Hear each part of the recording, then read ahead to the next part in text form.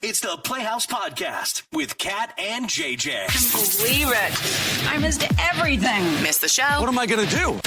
Check out the Daily Podcast. Obviously, we know that farming is hard work, but did you know it was so freaking dangerous? Part of listener bingo this morning was anyone listening who has been part of a dangerous farm accident. And we had a listener call with family members, not just one, but two, that nearly died in farm accidents. If you missed it during the live show, we're going to catch you up in the podcast in a couple of seconds. Let's go. Good morning, Lisa. How you doing? Good. How are you guys? Good. Thank you. You got Psychic Kim, and you want to talk about your kiddo, huh? Yes. What's going on?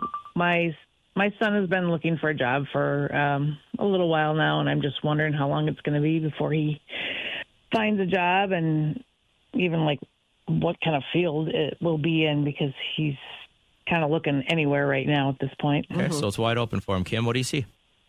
I hear the word trade, like a trades type job.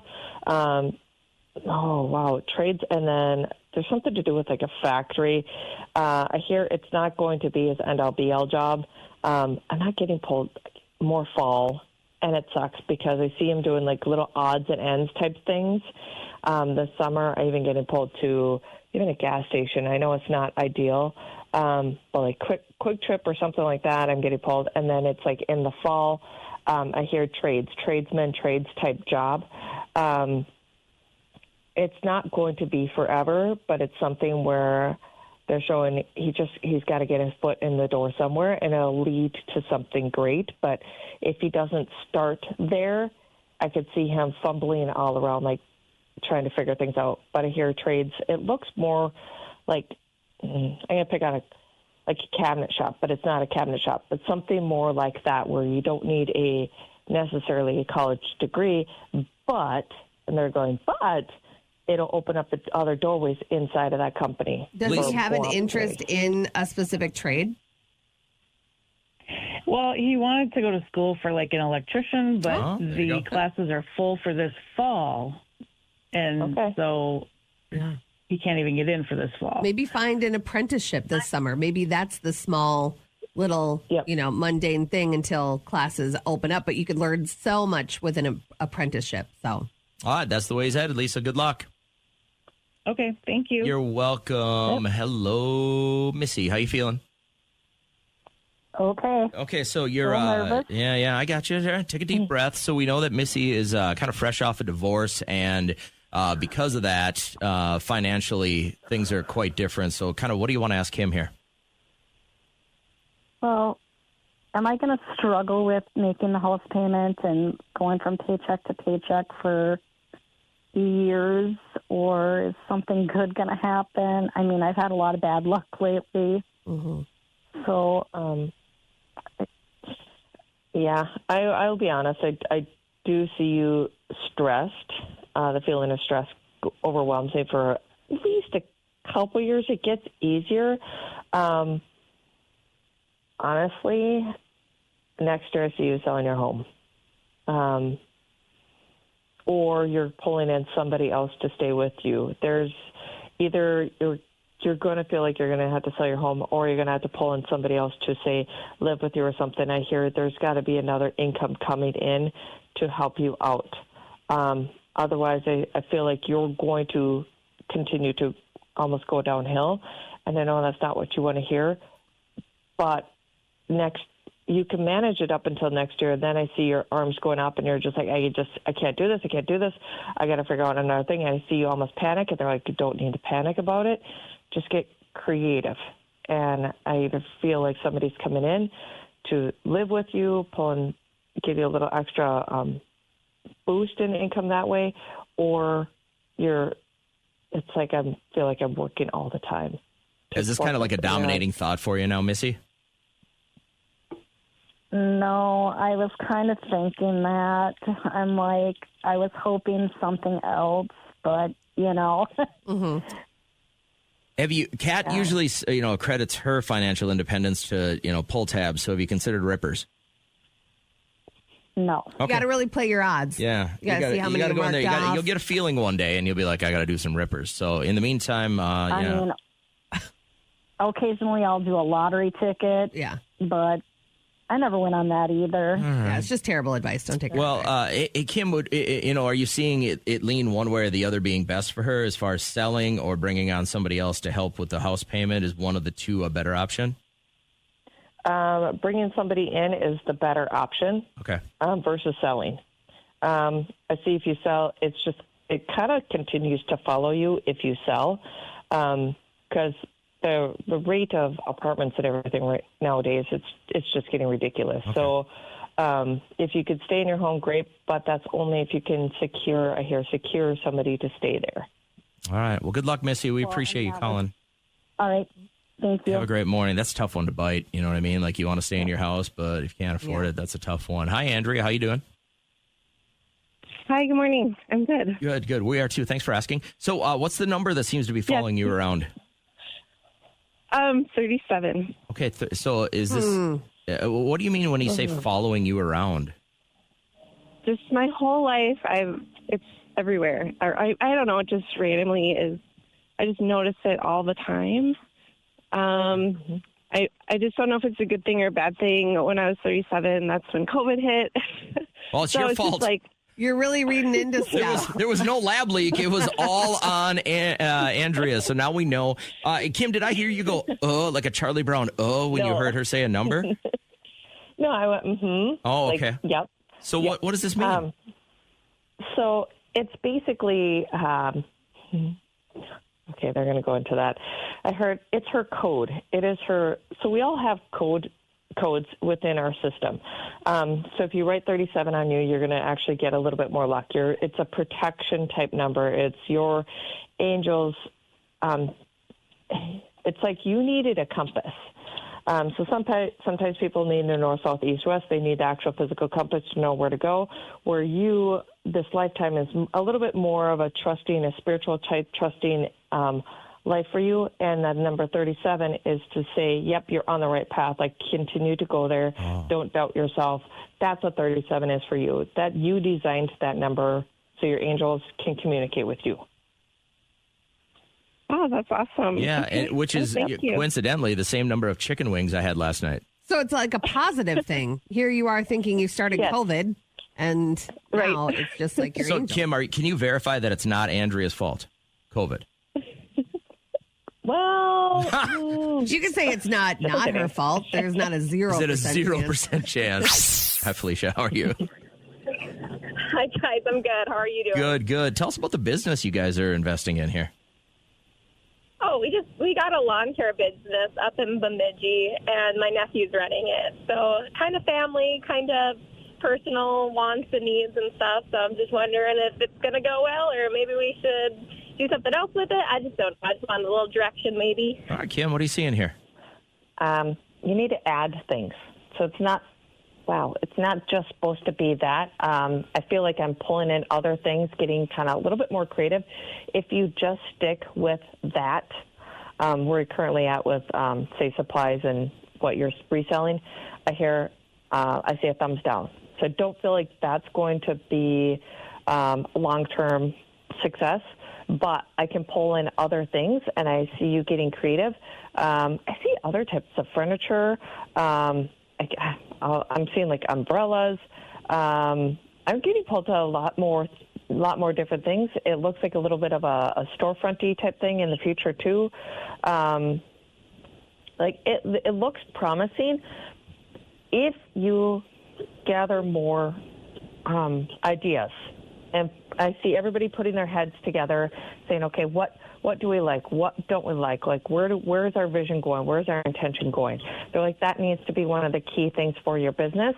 If you don't sit down and do that, I feel everything kind of fizzling out, dwindling out. But I hear you got to keep with the creation going. Are you urging her to do psychedelics? Hey, sometimes that works for some people. I'm not saying anything bad, but microdosing sometimes helps people open up a little Felicia, bit. have you thought about trying to go a little bit bigger than what it is right now? I mean, has that been a thought on this? Well, we were thinking about doing some winter stuff and maybe some more different, like Kim was saying, not necessarily just grass cutting, but maybe venturing out into something a little bit more creative that other people aren't offering. So, yeah, things I've been thinking about already. I just didn't know how much time we should sink into it, being that it's not the town we live in and we travel back and forth a lot. So I just wanted to know how much energy I should be putting into this. Oh, it looks like a little bit more. Okay. All right, thanks for chiming Get right in. on that. Hey, Felicia. Thank you. Yes. Bye, Felicia. I love her voice. Yes. Bye, Kat. Bye, JJ. Bye. Hi, Patty. How are you? I'm good. Good. Tell us about Grandpa. He passed away how long ago? End of March. Okay, I'm sorry to hear that. You guys are snooping for some items he apparently left behind, right? Yes, my grandma cannot find their wedding ring, his watch, or his glasses. And weird. They're on his head. So I don't know if they got misplaced and they're still in the house somewhere. Did they accidentally get thrown away, perhaps, or did somebody actually take them? No, I keep seeing them in a house. I don't feel like they're in somebody didn't take them. Okay. Have you cleared out the house like completely? at a bag? I keep seeing like a brown bag. Okay.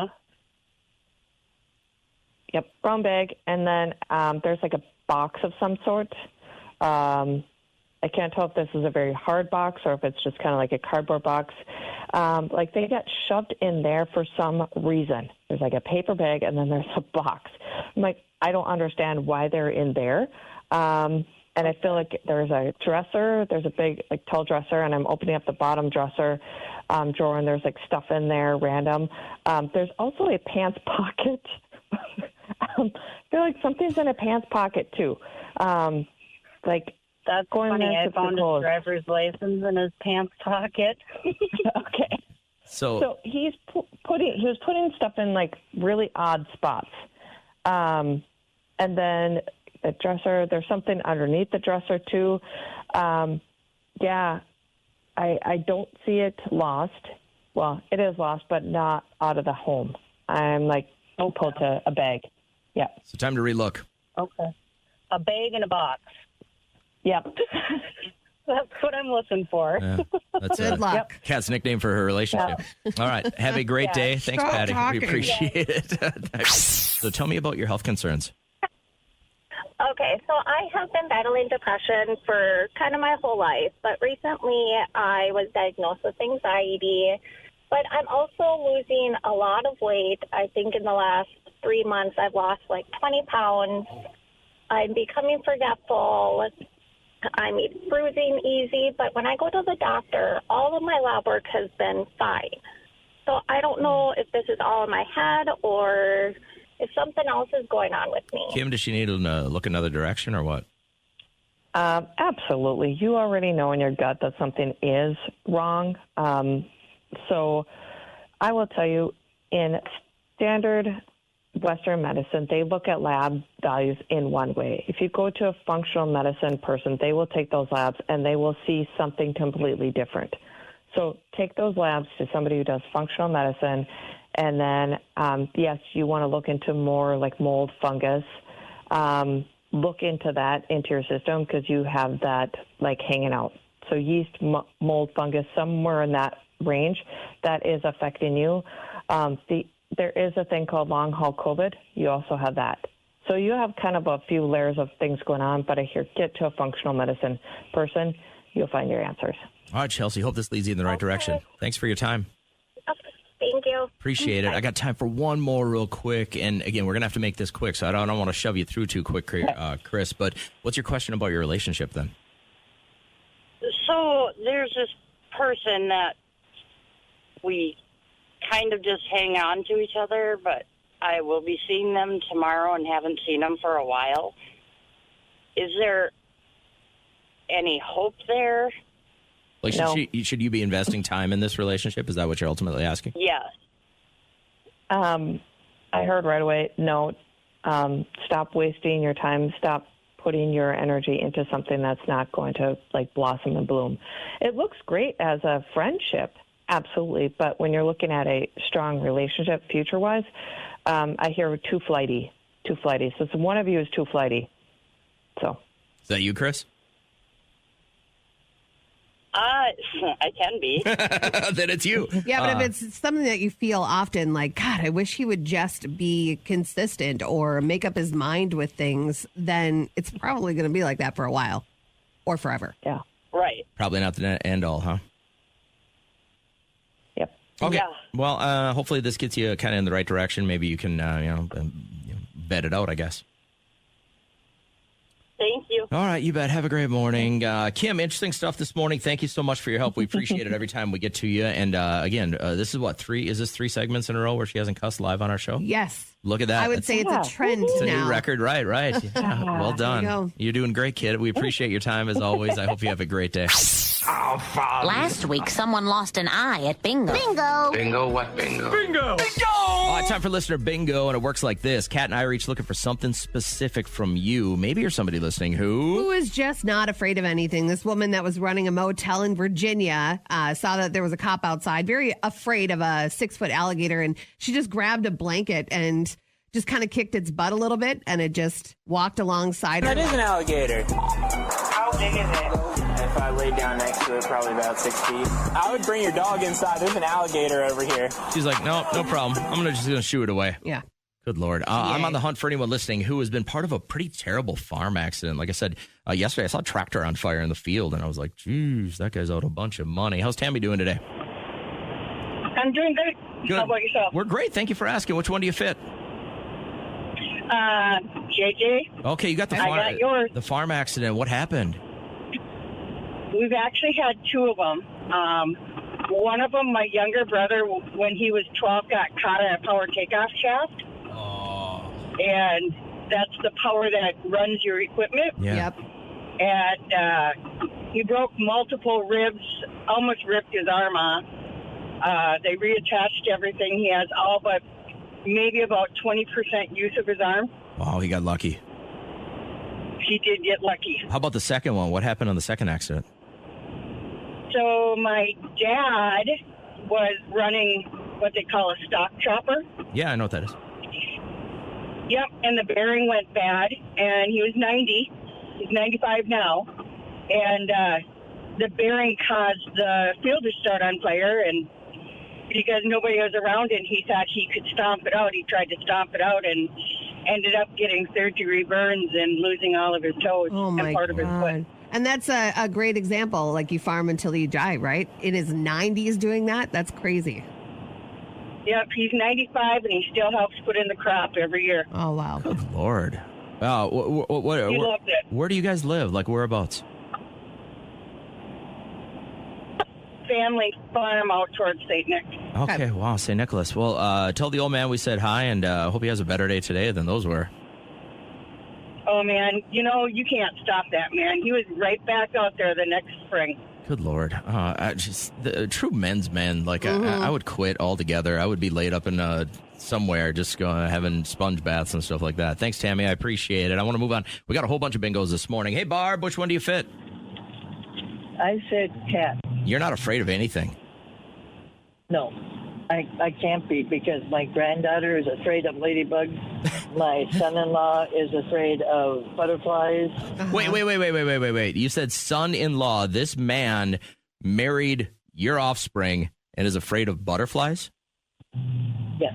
So you just don't have the luxury of being afraid, because you have to handle all this stuff. You have to get the butterflies away from him.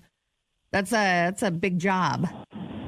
Yeah, the ladybugs, the spiders, the snakes, the centipedes. What do you accredit to them being afraid of all this stuff for? Like, how does this happen?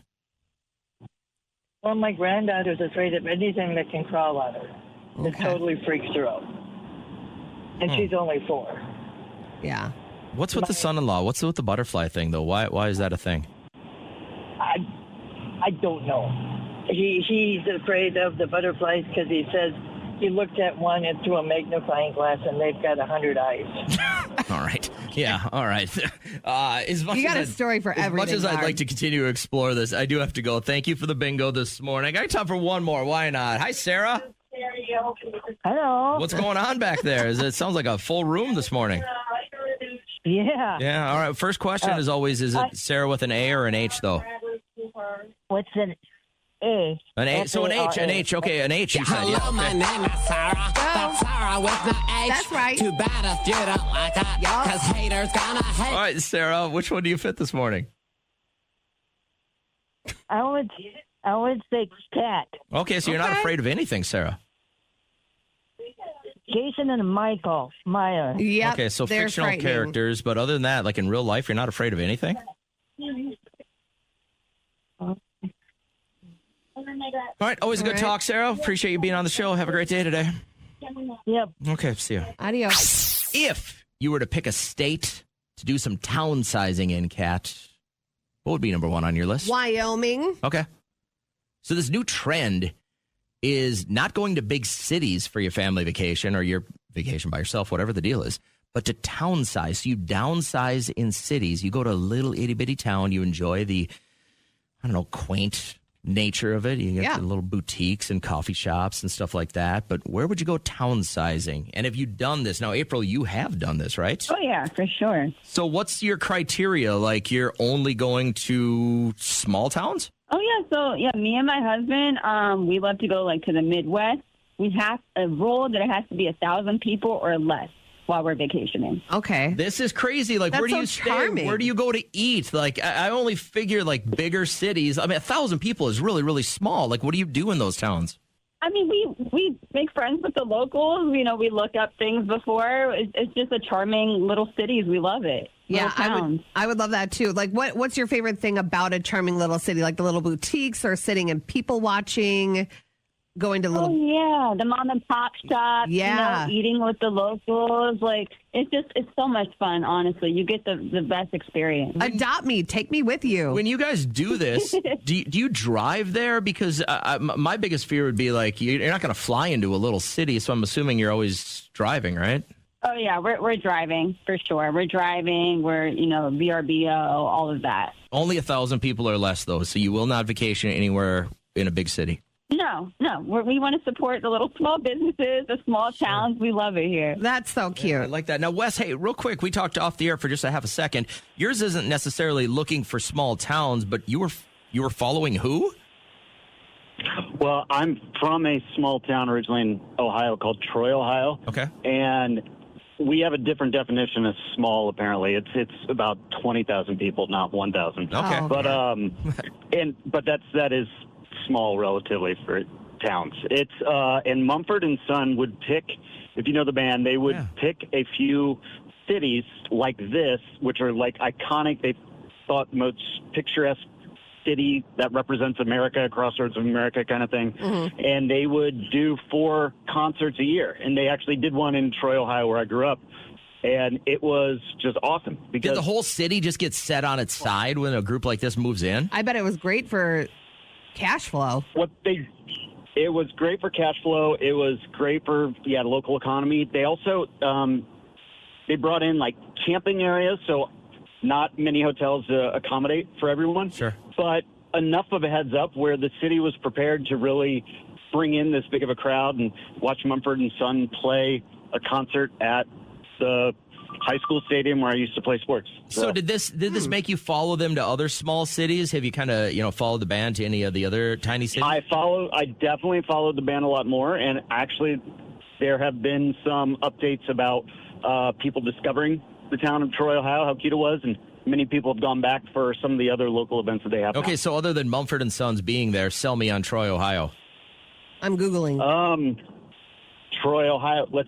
Chris Carter, remember Vikings? Yeah. He was born and raised in Troy, Ohio, went to Haywood Elementary. He started there. Okay. If you ever work in the restaurant industry, Hobart, they do big mixers and they own KitchenAid and stuff like that. Okay. That actually started in Troy, Ohio. No, don't tell me what it's famous for. Tell me why I would want a vacation there. But look at the town. It has like a town a center. town square? Kind of like Back to the It does. Future. It's got the big clock. Cute. and it's actually the center of America because you can start there and go to any direction. It's the absolute middle. Look at that. I think that's the definition. You're the goodwill ambassador of Troy, Ohio here. Look at you, You should Wes. lead college campus tours. 'Cause we're sold. We're going to Ohio. I did. Oh, you did? Look at it. I believe it. So, do you have anything fun planned as far as this summer splurging a little bit? No, like spending some money. No, my wife and I have decided to kind of clamp down on things. So it's my daughter upcoming her last year of college, and then she's off to medical school, and then that's where eat ramen. We're going to be eating lean for a while. And the same year, we'll send her off to medical school. We'll send my last child off to college. So, are you okay? Your eyes are it's a little bit mental right now to try and go, all right, let's not go out for dinner, or hey, let's not buy this. So we're trying to cut it back on everything. I feel like we splurged over the last couple of years quite a bit. Yeah, I was just looking at it's called myboatrental.com, and they have all over Minnesota. They have places that you can rent pontoons, speedboats, fishing boats, stuff like that. It would like be for worth a day, it. What was it run for a day for a 8 boat? to 1, 8 a.m. to 1 p.m. would be about $208, $238. That's not bad. Not bad. They bring it to the lake that for you? includes the gas. It's already at the lake. So Perfect. you have your choice of whatever lake. You just get the keys and you hop in. And we've done it before, and it was totally worth it. We really like the program, but we are going to splurge a little bit on that for the beginning of July. But I think when it comes to the number one thing that people are going to splurge on, it's travel. Yeah. So by far, people are going to make travel happen for them, which is great. But number two is home goods and decor. So that's, I want to get a new bedroom set for our bedroom. Liam needs a new bed, and then we need a new guest room. Is he still in the race car? No, he has a nice queen bed, but it's seen better days, and I think my amniotic fluid is on it. Oh. Still, I don't think that stuff ever goes away. But yeah, it's time to. But isn't that cute that he sleeps on the bed that Housed his birthing fluid? Yeah. Yeah. I think that there's something cute pretty to that. awesome. Sentimental. I really wish I was still sleeping in the bed my mom's water broke in. It's going to be tough to give that one away. It's I'm sure he'll be so disappointed. He loves it. It's very comfortable, but I want to get him like a bed frame, something that looks maybe a little bit more distinguished. Now it's just a mattress on like a metal frame. Yeah, there's nothing wrong with that. But then number 3 was consumer electronics. Consumer electronics, that gets a little wonky because everybody seems to buy a new phone every year. You know what we just saw I mean? too? A commercial for Blu-ray players. Oh, Isn't really? that That's weird? still a thing?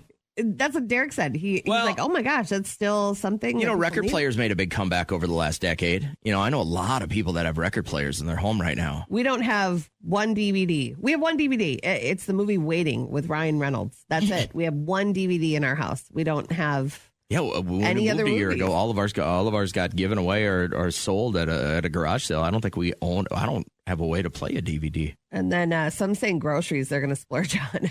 I'm like, yeah, that's sad. But when I went to look at meat yesterday, I was like, 2 steaks, $50. Yeah. 2 steaks. I'm like, we should just go out to eat My where they in-laws give are- us steaks, potato, all that. My in-laws are processing another beef right now, and they're like, the price went up quite a bit. And I'm like, it's still a quarter of the price of the grocery store, so Yeah. we'll take a whole one. Get us a foot. Let's get Get it us- on. get us a What are you going to foot. splurge on other than the boat? Anything else? Oh yeah, bedroom set. Yeah, just the bedroom set. So What does a bedroom set go for nowadays? yeah, I don't know. I'm going to try to work my Don't do my it during the cat show. magic, You'll eh? be tell them Cat sent you. I got Do it. If you're somebody who feels like you're getting a good night's sleep, but you're hitting the snooze, you're not getting the best sleep possible. This is now being like clinically tested in so many sleep studies. So here's the deal. The hours before waking are rich in rapid eye movement, REM sleep, right? That's when you get your most deep, rested sleep. If you hit the snooze and it's 9 minutes, 10 minutes, whatever your 6 minutes is, your snooze, whatever it is, you can't get back into REM sleep in those 6 minutes. So it's light sleep and it's really not doing your body any good. All the research coming back now says if you want the best night's sleep, set your alarm for the latest time possible and then do not hit snooze. Okay. I can do that. And I was thinking about that this morning. I'm like, if I had just set it for 10 minutes more, I could have slept until then, and then Derek wouldn't have had to wake me up. Yeah, so that's the drill. If you want your best sleep, you got to get away from using those snoozes. And I thought, all right, this would be a golden opportunity for us to open up for stories about interesting ways you either got out of bed or got someone out of bed. Again, I know my wife, her father, when she was living at home, would constantly go up to her bed and set off the smoke alarm in her room just because she'd right away wake up and he'd be like, all right, it's time to get up. And that was it. And so I thought that was kind of interesting. I never really had to do this with any of my kids. My 17-year-old right now will sleep through. I can hear it in my room, his alarm going off, and I'll be like, what the hell? How can you sleep through that while your alarm is going off? I don't know. I just get, 17-year-olds and they're growing and stuff like that. But I wanted to hear the unique stories of like, this is how I got woken up. And it was a little bit of a shaky situation. Hey, Beth, what do you got for us? Yeah, my brother, when we were teenagers, he was about 15, and my mom was trying to get him up, and we had bedrooms upstairs, and she was downstairs, and she had this thing that if she had to come up the stairs to actually get you up, you were getting wet. Oh. And she threw ice water on him. There it is. She always had water in the refrigerator, so we always had cold water. Yeah. So that'll wake you up quick. Yeah. Didn't you say that Terry had done that to her, He too? did that more than once, yeah, Okay. where it was maybe it was like a Sunday morning and they had people over Saturday night and it got late. Yeah. And he'd always be, up because he's got to do chores. You gotta feed the, you gotta feed the ducks, you gotta feed the pigs, whatever the deal is.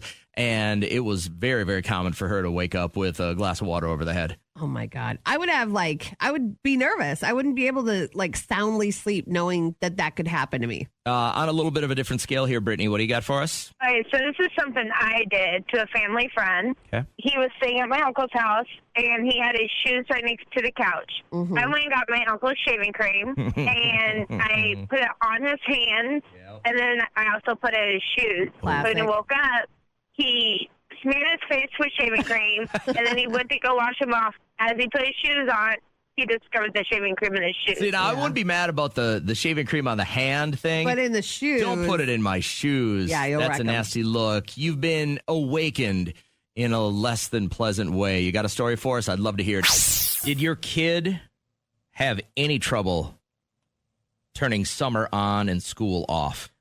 Not an ounce. He was ready for it. He was ready for it the last couple of weeks of school. But you guys did stuff right up to the last day, right? What do you mean? Yes, he had a 50-point summative the day before the last day of school. My kid had handed in his computer and was on coast for 3 days. So my kid's school, I think they did a Monday, Tuesday, Wednesday. Okay. Monday was turn in all your stuff day. Tuesday was I think they did a public service day. Like they went out and did stuff. But kids that still needed to get assignments in, or you forgot your laptop that day or whatever, that was that day. And then the last day, it was just kind of like a free for all, clean up the school kind of thing. And I think that's the way to do it for schools, right? You tell them Monday's pretty much going to be your last day. Yeah. Then you got something fun to look forward to, and seniors get to miss that last week. So I saw this video of an elementary school teacher, and she had all these treats as long as your Lysol wipe was the dirtiest. So they took to her room and cleaned everything down to the legs of the desk and everything. And if you had one of the dirtiest Lysol wipes, you were in to win the big prize. I thought it was really smart. So I had heard you say years ago when we were doing the show that you always thought a teacher out of school, even though your mother was a teacher your whole life, but seeing a teacher outside of school was kind of like seeing Bigfoot. You're like, oh my God, they really exist. You thought they lived in their classroom. They never left. You never saw them get there or leave because you'd always get there at normal times, and then you run into them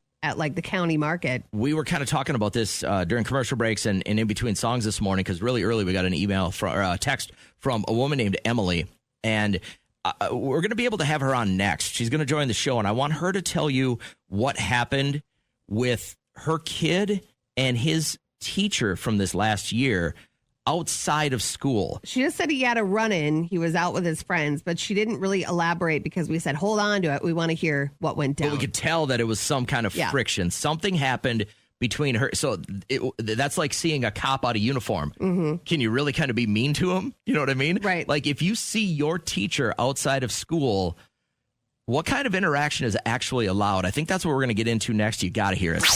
I'm excited to bring Emily onto the show. We got a text early from her this morning about the interaction her son had with a teacher. And that's kind of really all we knew. So I appreciate you kind of sparing some time for us this morning. Now that everyone's out of school, you want to tell us what kind of went down? Yeah. So the other day, my son and his friends rode their bikes over to kind of like a local little grocery store, feel very safe letting them go by themselves. And they go to grab a snack, grab a drink. They're going to go hang out for a bit. And he runs into his teacher. Yeah. And the teacher comes up to him, points him out very specifically, and says, "You should be in summer school.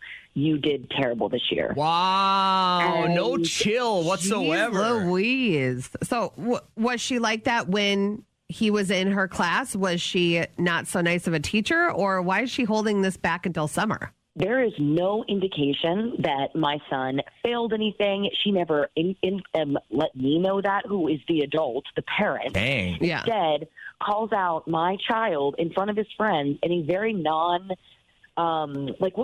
that's unproductive. That's not going to change anything. And Exactly. It just made him feel awful. And it's so embarrassing and so rude and makes no sense. I'm not really sure what the outcome of something like that is supposed to be, especially when he's been in her class all year. I went to teacher-parent conferences. And she was good with you.